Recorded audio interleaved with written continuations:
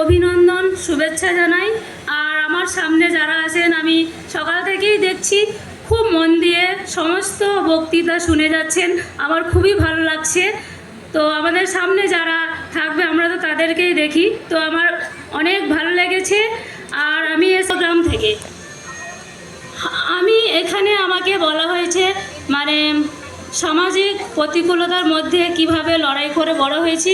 আমি আমার জীবনের ছোট্ট করে কথা বলবো, খুব বেশি বলবো না, যেহেতু আমাদের অনেকটাই সময় কম, তার জন্য আমি ছোট্ট করে বলি। তার আগে তিনজনের কথা আমার খুবই মনে পড়ছে। প্রথমে আমার মা বাবা, তার সাথে আমাদের যে বাঁচিয়েছিলেন তার নাম নিমাই দাস, এবং আমার কর্ম এবং আমার কাজকর্মের কথা মনে পড়ছে। তো কাজকর্ম আমি শুরু করি। প্রথমে আমি একজন সাঁওতালি মেয়ে, সাঁওতালি পরিবারের মহিলা। আমার পরিবারে মা বাবা আর দুটো ভাই একটা বোন আছে। আমি ছোট থেকে শুধু সংগ্রামই রেখে এসেছি, কারণ অনেক ছোট থেকে আমরা মা বাবাকে মানে আমাদের কাছে ছিল না। 2-3 বছর পর মা বাবা কোনো কারণে তারা জেলে কারাগারে ছিল। তো মা বাবা আসার পর আবার আমাদের স্কুলে ভর্তি করায়। তারপরে শুধু মা একটা কথা বলেছিল যে মন দিয়ে শুধু পড়াশোনাটা করো, পড়াশোনা না করলে আমরা এগিয়ে যেতে পারবো না বা তোমরা জগতের আলো দেখতে পারবে না। মায়ের এই ছোট্ট কথা আমার মনে রেখে আমি সবার যেহেতু বড় ভাই বোনদের সাহায্য করেছি আর এগিয়ে এসেছি পড়াশোনার মধ্যে দিয়ে। সবাই এখন MA পাস, আর আমার ভাই দুটো বোন দুটো সবাই কিছু না কিছু কাজকর্ম করছি। সরকারি কাজ কিছু পাইনি সেই রকম। তো আমি একটা সংস্থায় কাজ করি। তো তার জন্য এই মুহূর্তে আমরা আবার হারিয়ে যাই। আমাদের গ্রাম থেকে বেরিয়ে যেতে হয়েছিল। আমরা 3-4 বছর বিভিন্ন জায়গায় ছিলাম, ভাই বোন আর আমি এক জায়গায়, মা বাবা এক জায়গায়, এরকম করে করেই বড় হয়েছি। তার মধ্যে দিয়েও অনেক ঝড় এসেছিলো, অনেক সমস্যা এসেছিলো পড়াশোনার ক্ষেত্রে। তারপরও যেহেতু আমার মাঝে মধ্যে মায়ের কথাই মনে পড়ে, বলেছিল যে পড়াশোনাটা শিখতেই হবে। আমার পরিবারে মা বাবা হয়তো আজকে এতদূর আসতে পেরেছি। আর আজকের এই শুভ দিনে, যেটা আন্তর্জাতিক নারী দিবস, এইখানে উপস্থিত হয়ে আমি খুবই আনন্দিত বা গর্ববোধ মনে করছি। তার জন্য আমার সঙ্গে মানে এখানে আসার যে সুযোগ করে দিয়েছিলেন বিবেকানন্দ স্যার, ভরে পড়ি।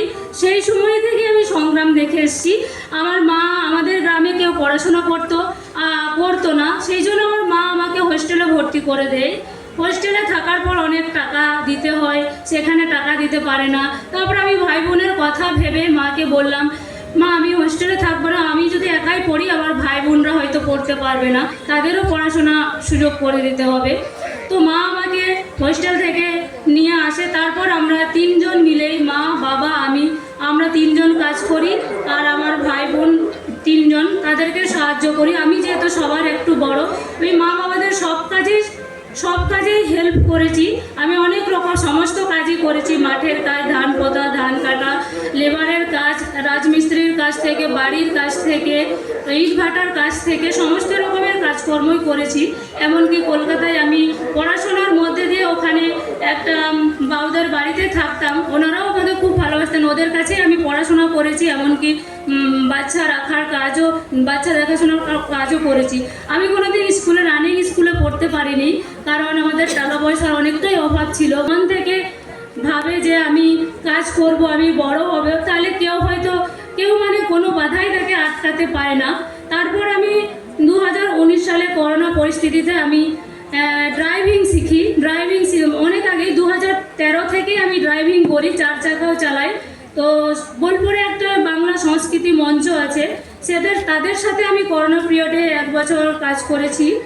তো ওনারা আমাকে আমি ড্রাইভিং জানি বলে আমরা মহিলা একটা গ্রুপ করেছিলাম। ওখানে আমরা 1 বছর কাজ করেছিলাম। মানে করোনা পেশেন্টদের আমরা সেবা করেছি, তাদের concentrator, Kolkata Covid care centre ওখান থেকে 4টে কনসেন্ট্রেটার দিয়েছিল, এবং অক্সিজেন সিলিন্ডার, কনসেন্ট্রেটার, সেইগুলোকে করোনা পেশেন্টদের সাথে আমি কাজ করেছি। কারণ আমাদের একসময় মানুষ আমাদেরকে মানে নেয় তাদের সাথে। তো মা বলেছিল যে মানুষকে সাহায্য করতে হবে, মানুষকে উপকার করতে হবে, নিশ্চয়ই মানুষ তোমার মানে কাজকর্মে ভালো ভেবে তোমাকে মানে আপন করে নেবে। এই মুহূর্তে হয়তো আমাদের এইরকমই হতে পারে, সবসময় আমাদের সেই রকম দিন চলবে না, নিশ্চয়ই দিন বদলাবে। সেই কথা ভেবে আমি করোনা পরিস্থিতিতে আমি কাজে নেমেছিলাম। জীবনে অনেক ভয় ছিল।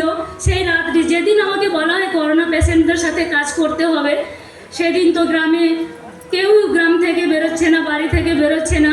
সেই ভোর রাতে বোলপুর যেতাম, আর সন্ধ্যেও আমি জানি বোলপুর শান্তিনিকেতন থেকে আমি ওখানে অলচিকি পড়াশোনা করি। ওখান থেকে অলচিকি লিপিতে কিছু বইও লিখেছি নিজের ভাষায়, অলচিকি এবং বাংলা সাঁওতালি। আর বাচ্চাদের আমরা গ্রামে পড়াই। আমাদের সূচনার মেন কাজ হচ্ছে আমাদের নিজের মানে সাঁওতালি বাচ্চাদের নিয়ে আমি কাজকর্ম করি। সাঁওতালি এবং পড়া দুটো সম্প্রদায়ের, বেশিরভাগটা আমাদের সাঁওতালি আছে, তো তাদের নিজের ভাষায় তারা কি করে মানে ডেভেলপ করবে, নিজের ভাষাতে কি করে পড়াশোনা শিখবে।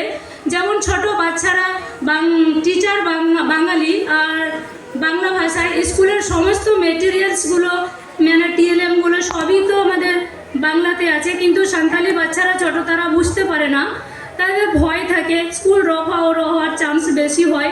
তো আমরাও এরকমই লাস্ট বেঞ্চেই থাকতাম। যখন 1 2 3 4